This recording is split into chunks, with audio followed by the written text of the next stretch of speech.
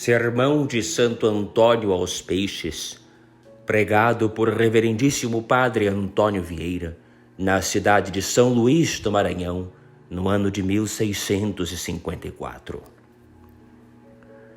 Comentando este sermão, diz o Padre Honorácio o seguinte: a princípio tive este sermão por extravagante e impróprio do púlpito, mas finalmente caí na conta e conheci que falar aos peixes foi um estratagema que o orador julgou necessário, como confessa no exórdio, para prender a atenção dos ouvintes, enfadados de ouvir a sua voz, porque lhes não falava à vontade. A novidade de um sermão feito aos peixes, no modo mais eloquente, chistoso e elegante, lhes devia suspender o ânimo e dar aso ao nosso Crisóstomo de lhes pregar as verdades mais duras e necessárias e pregá-las com tal efeito que lhes ficassem indeléveis na memória. Este sermão alegórico é extraordinariamente rico na linguagem. Vós estes sal terrae. Vós, diz Cristo Senhor nosso, falando com os pregadores, sois o sal da terra. E chama-lhe sal da terra porque quer que façam na terra o que faz o sal. O efeito do sal é impedir a corrupção. Mas quando a terra se vê tão corrupta como está a nossa, havendo tantos nela que têm ofício de sal, qual será ou qual pode ser a causa desta corrupção? Ou é porque o sal não salga, ou porque a terra se não deixa salgar. Ou é porque o sal não salga e os pregadores não pregam a verdadeira doutrina, ou porque a terra se não deixa salgar e os ouvintes, sendo verdadeira doutrina que lhe dão, a não querem receber. Ou é porque o sal não salga e os pregadores dizem uma coisa e fazem outra, ou porque a terra se não deixa salgar e os ouvintes querem antes imitar o que eles fazem que fazer o que dizem. Ou é porque o sal não salga e os pregadores se pregam a si e não a Cristo, ou porque a terra se não deixa salgar e os ouvintes, em vez de servir a Cristo, servem a seus apetites. Não é tudo isto verdade? Ainda mal. Suposto, pois, que ou o sal não salgue, ou a terra se não deixa salgar, que se há de fazer a este sal, e que se há de fazer a esta terra?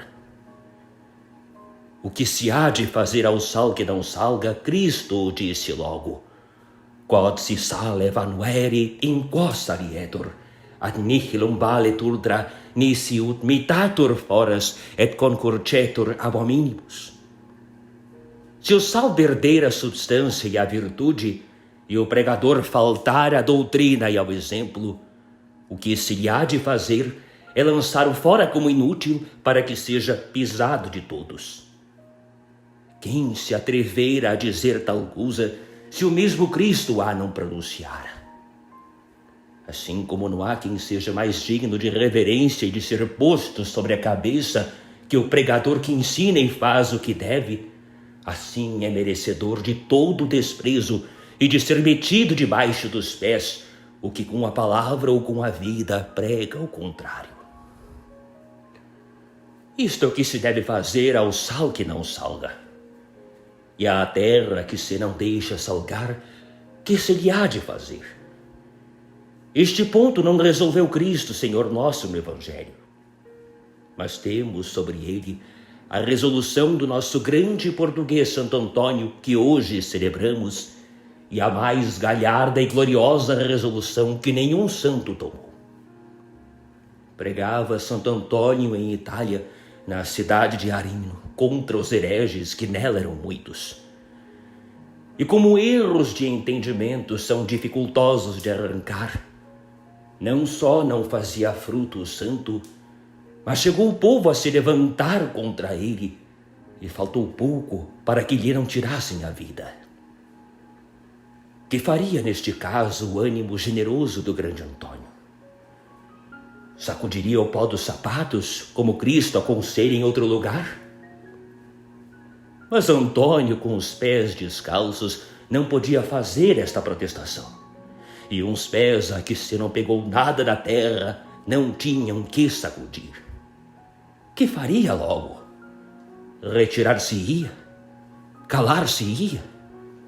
Dissimularia? Daria tempo ao tempo?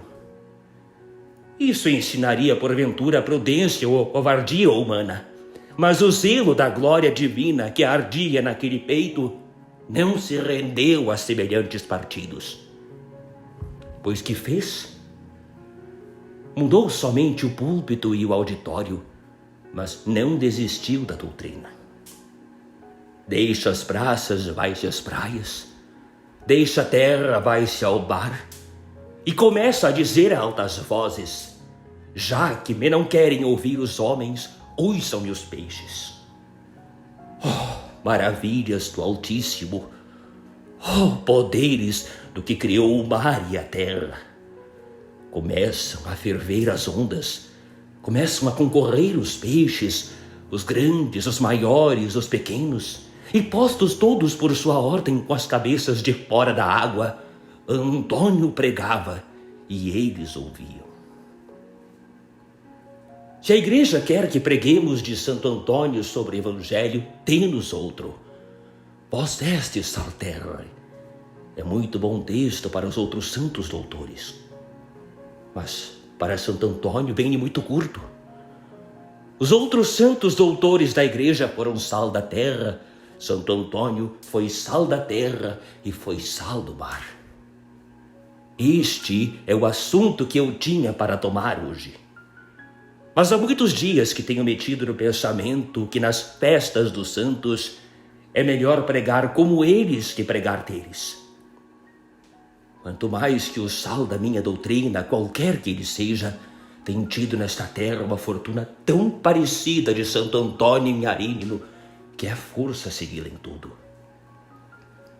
Muitas vezes vos tenho pregado nesta igreja e em outras, de manhã e de tarde, de dia e de noite, sempre com doutrina muito clara, muito sólida, muito verdadeira, e a que mais necessária e importante é a esta terra, para emenda e reforma dos vícios que a corrompem.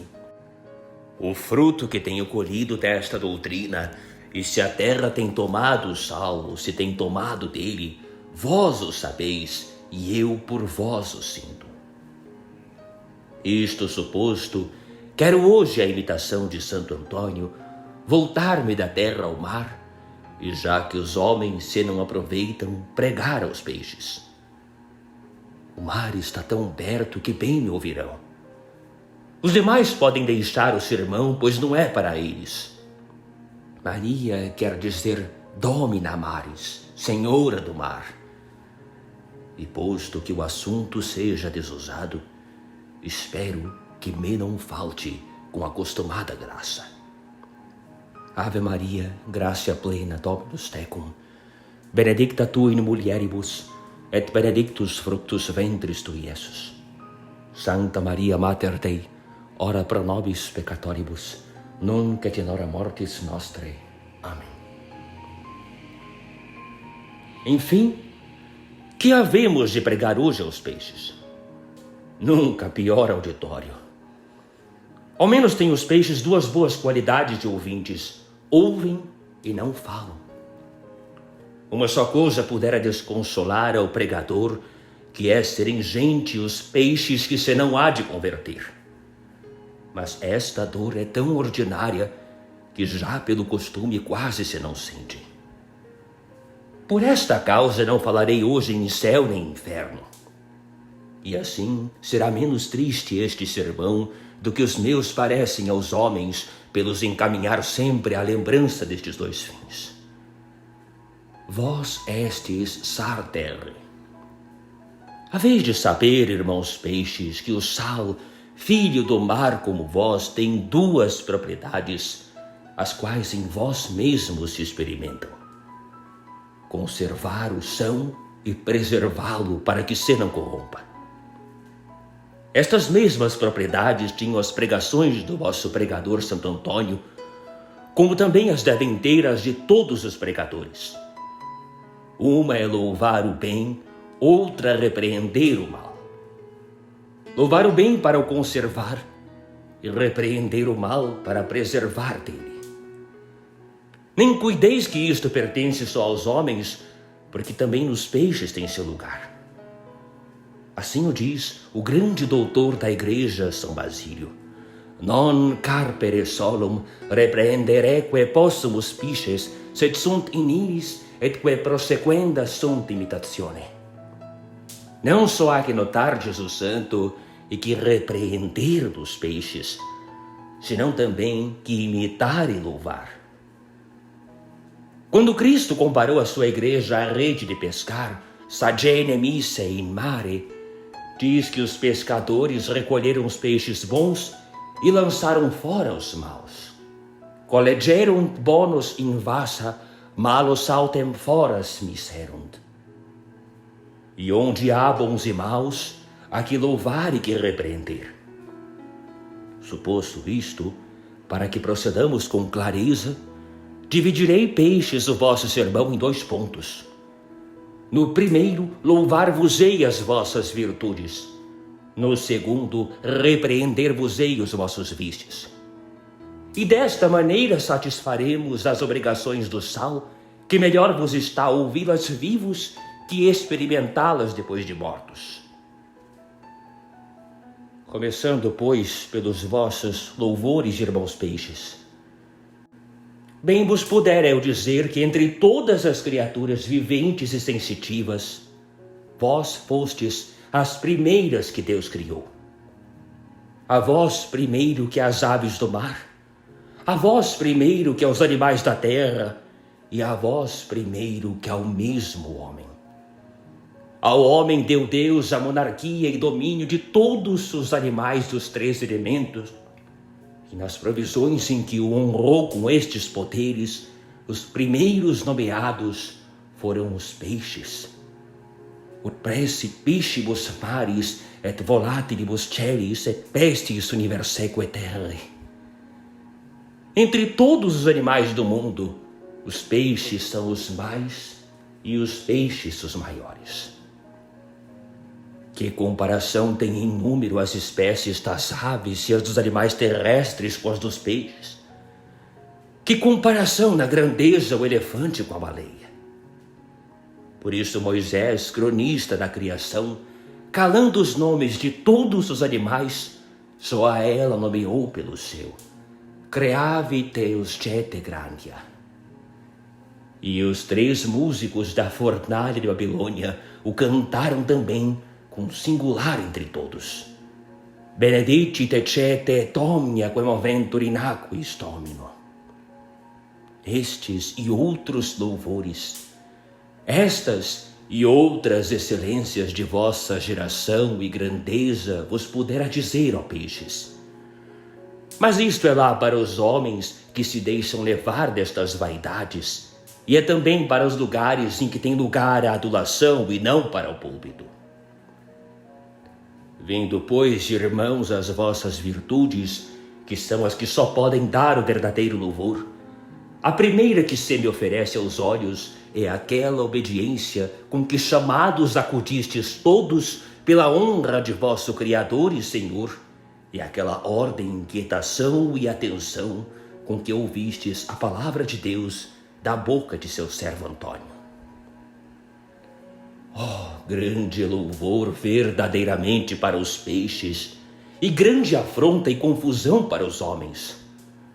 Os homens perseguindo a Antônio, querendo lançar da terra e ainda do mundo se pudessem, porque lhes repreendia seus vícios, porque lhes não queria falar à vontade e condescender com seus erros, e ao mesmo tempo os peixes, em inumerável concurso acudindo à sua voz, atentos e suspensos às suas palavras, escutando com silêncio e com sinais de admiração e ascenso, como se tiveram entendimento o que não entendiam. Quem olhasse neste passo para o mar e para a terra, E viste na terra os homens tão furiosos e obstinados, e no mar os peixes tão quietos e tão devotos, que havia de dizer? Poderia cuidar que os peixes irracionais se tinham convertido em homens, e os homens não em peixes, mas em feras. Aos homens deu Deus uso de razão, e não aos peixes. Mas neste caso, os homens tinham a razão sem o uso, e os peixes o uso sem a razão. Muito louvor mereceis, peixes, por este respeito e devoção que tivestes aos pregadores da palavra de Deus, e tanto mais quanto não foi só esta a vez em que assim o fizestes. E a Jonas, pregador do mesmo Deus, embarcado em um navio, quando se levantou aquela grande tempestade. E como trataram os homens? Como trataram os peixes? Os homens lançaram-no ao mar a ser comido dos peixes, e o peixe que o comeu levou-o às praias de Nínive, para que lá pregasse e salvasse aqueles homens. É possível que os peixes ajudam a salvação dos homens, e os homens lançam ao mar os ministros da salvação. Vede, peixes, e não vos venha vanglória, quanto melhores sois que os homens. Os homens tiveram entranhas para deitar Jonas ao mar, e o peixe recolheu nas entranhas a Jonas para o levar vivo à terra. Mas porque nestas duas ações teve maior parte a onipotência que a natureza, como também em todas as milagrosas que obram os homens, passo às virtudes naturais e próprias vossas. Falando dos peixes, Aristóteles diz que só eles, entre todos os animais, se não domam nem domesticam. Dos animais terrestres, o cão é tão doméstico, o cavalo tão sujeito, o boi tão serviçal, o bugio tão amigo ou tão lisonjeiro, e até os leões e os tigres com arte e benefício se amansam. Dos animais do ar, afora aquelas aves que se criam e vivem conosco, o papagaio nos fala, o roxinol nos canta, o açor nos ajuda e nos recreia.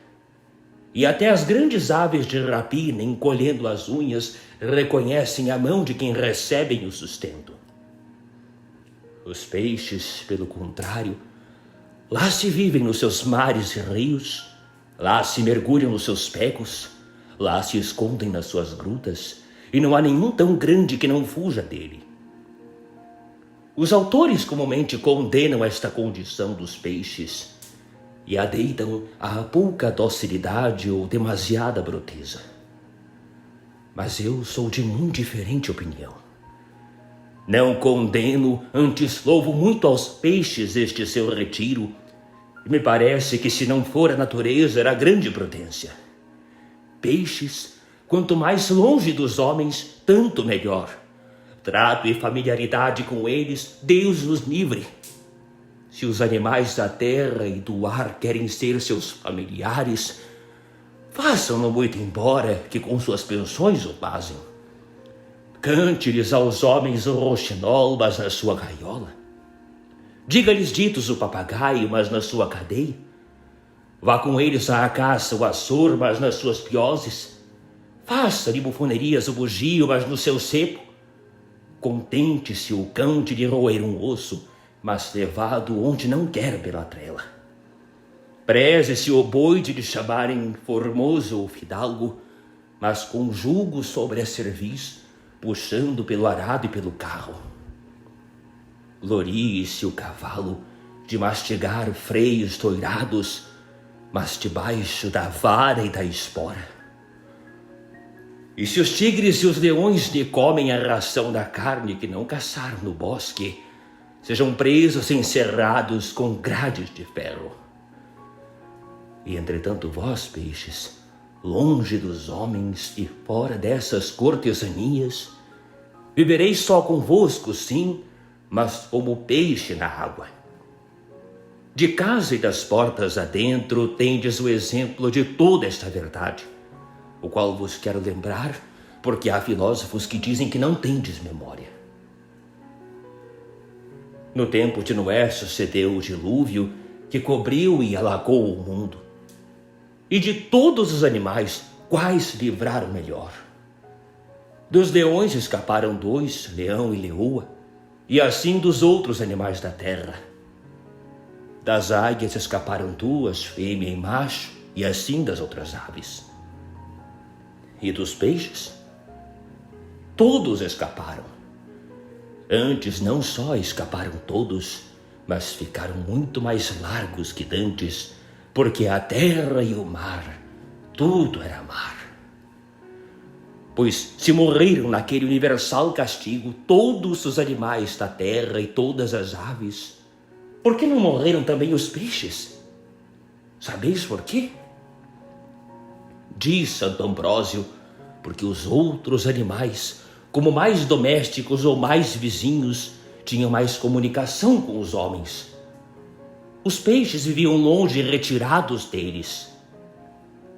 Facilmente poderá Deus fazer que as águas fossem venenosas e matassem todos os peixes, assim como afogaram todos os outros animais. Bem o experimentais na força daquelas ervas com que, inficionados os poços e lagos, a mesma água vos mata. Mas, como o dilúvio era um castigo universal que Deus dava aos homens por seus pecados, ao mundo pelos pecados dos homens, foi a altíssima providência da divina justiça que nele houvesse esta diversidade ou distinção, para que o mesmo mundo visse que da companhia dos homens lhe viera todo o mal. E que por isso os animais que viviam mais perto deles foram também castigados, e os que andavam longe ficaram livres. Vede, peixes, quão grande bem é estar longe dos homens. Perguntado um grande filósofo qual era a melhor terra do mundo, respondeu que a mais deserta, porque tinha os homens mais longe. Se isto vos pregou também Santo Antônio, e foi este um dos benefícios de que vos exortou a dar graças ao Criador, bem vos puder alegar consigo que quanto mais buscava a Deus, tanto mais fugia dos homens. Para fugir dos homens, deixou a casa de seus pais e se recolheu ou acolheu a uma religião onde professasse perpétua clausura.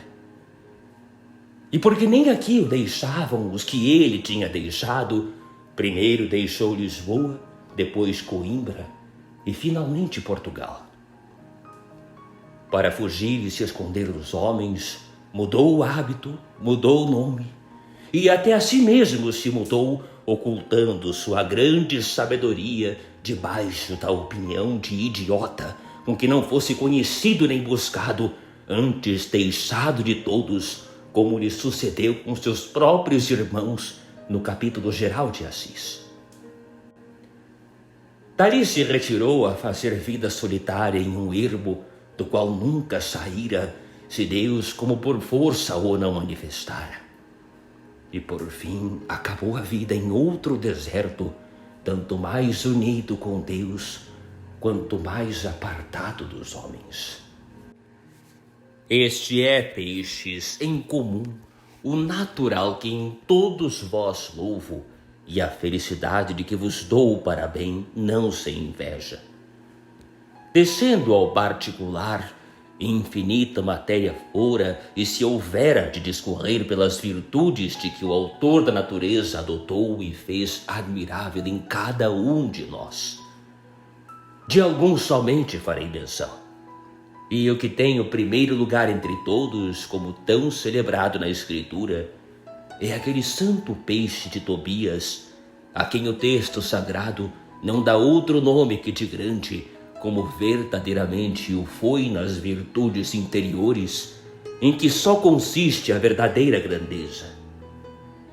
E a Tobias, caminhando com o anjo São Rafael que o acompanhava, e descendo a lavar os pés do pó do caminho nas margens de um rio, eis que o investe um grande peixe com a boca aberta, em ação de que o queria tragar.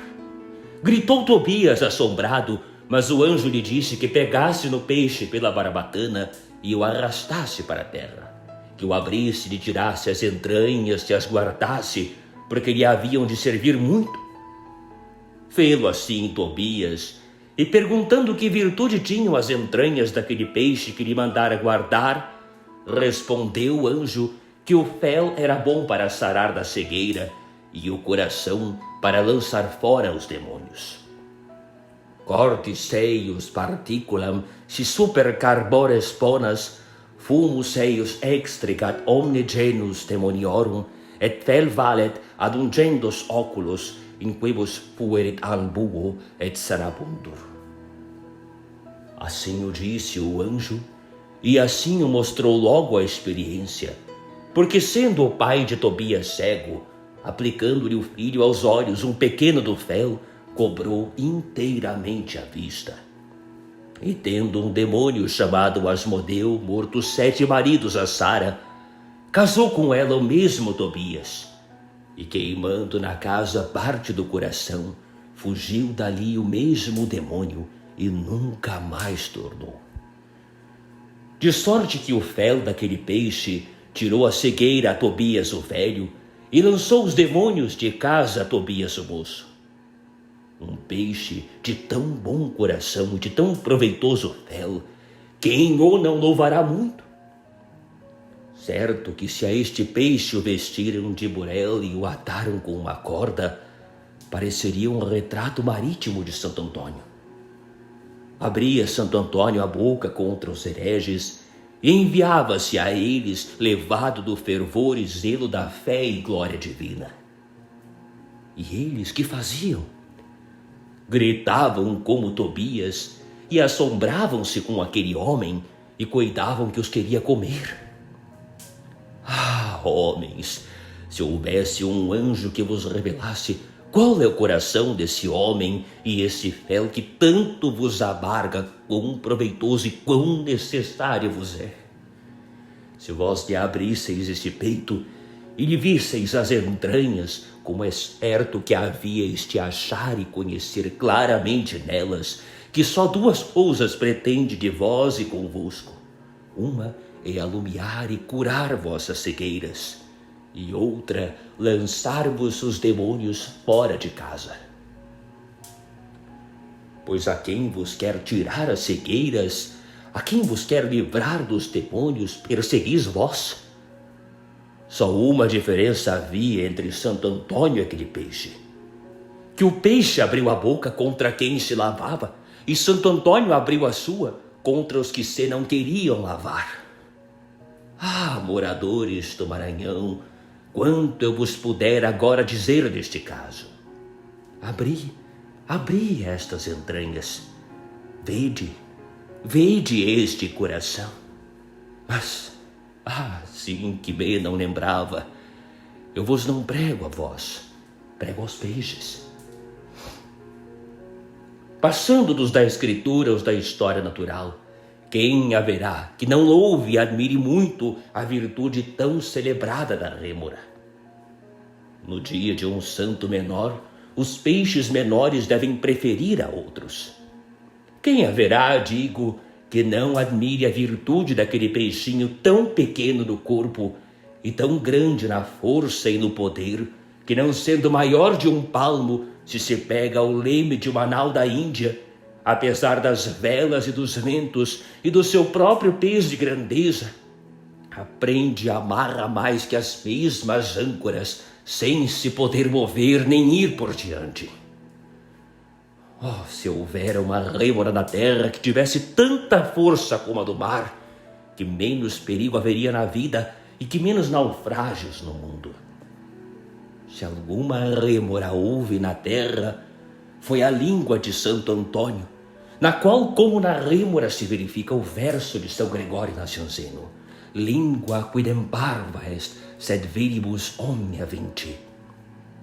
O apóstolo Santiago, naquela sua eloquentíssima epístola, compara a língua ao leme da nau e ao freio do cavalo.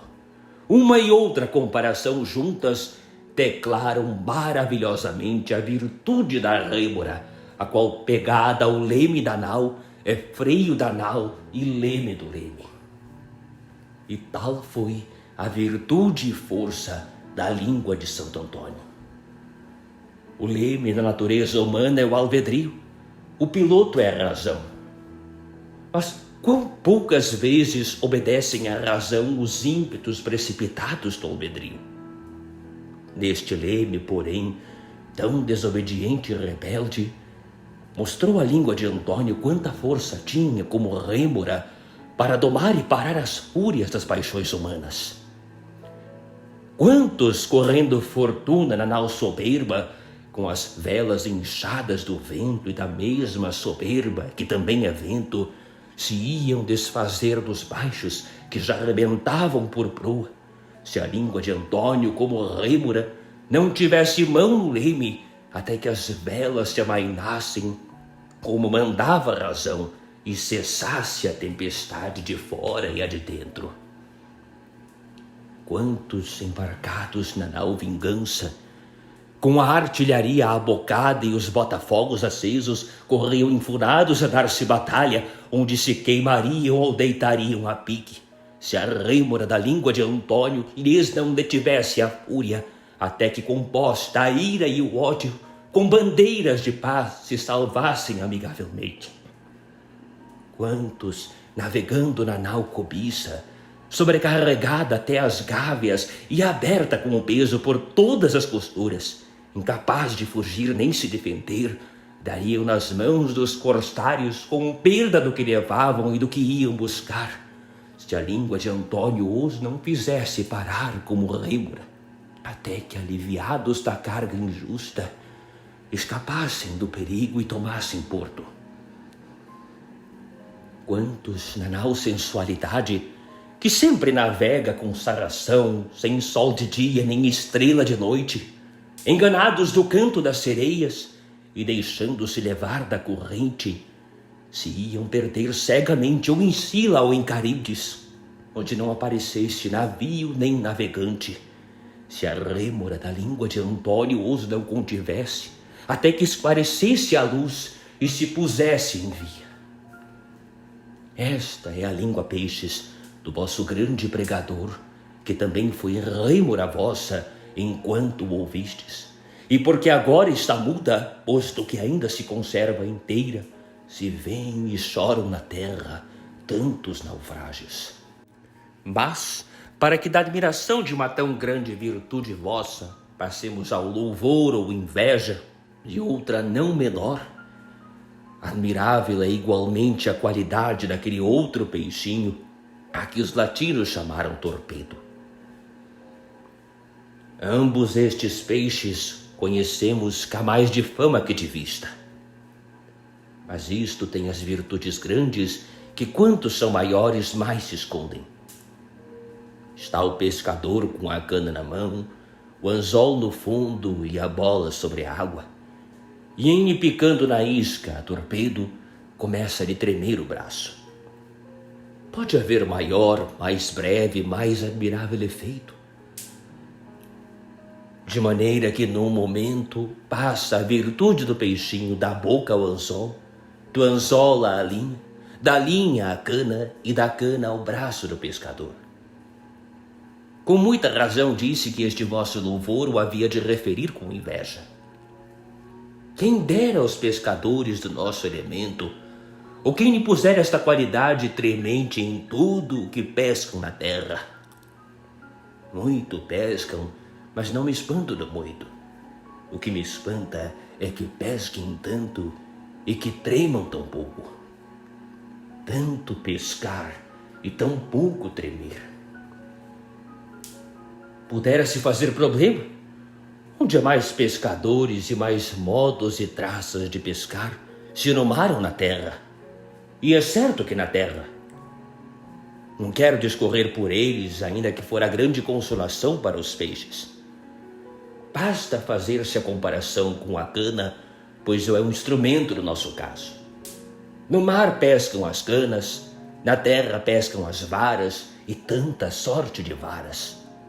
Pescam as ginates, pescam as bengalas, pescam os bastões e até os cetros pescam, e pescam mais que todos, porque pescam cidades e reinos inteiros. Pois é possível que pescando os homens coisas de tanto peso lhes não trema a mão e o braço?